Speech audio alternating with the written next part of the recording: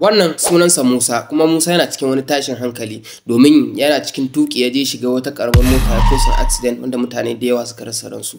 Ya abin ya faru? Musa dai ya kasance ma'aikaci ne, bayan ya taso daga aikinsa zai tafi gida, yana cikin tafiya a motarsa ya kwatsam sai aka kira shi a waya.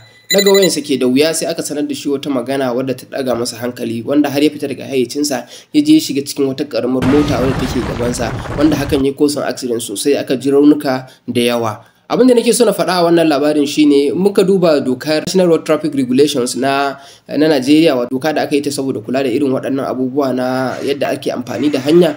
Regulation mai namba na 166 ya yi magana ko kuma ya yi hani ga amfani da waya yayin da kake tuki, ka ɗaga ne, chatting ne, ko ma messaging ne da sauransu dai, duk waɗannan abu dokan ta hana. Kuma idan an kama ka da wannan laifi na wannan aiki, za a iya kai ka ga gidan yari kai tsawon wata 6, ko a ci taron ka 4,000, ko kuma a maka duka biyu, ko idan ya kasance abun ya kosin illa wa mutane sosai ka iya ɗaukan nauyin abubuwan da ka kosin, sannan kuma a iya ma kwace maka lasisi. Saboda haka mutane mu kula, mu kare kanmu daga irin waɗannan matsaloli. Duk sanda aka kira ka a waya, in ya kama dole sai ka ɗaga, ka tsaya kai parking motan ka ɗaga, saboda baka san wani irin sako za a baka ba a cikin wannan waya da kake amfani da shi. Saboda haka mu guje domin faɗawa cikin wannan matsaloli da kuma kare lafiyarmu da na wasu. Sunana Barista Bashir, kar ku manta ku yi share in kun ji daɗi domin kare rayuka da kuma sanin doka na ƙasa. Sai anjima.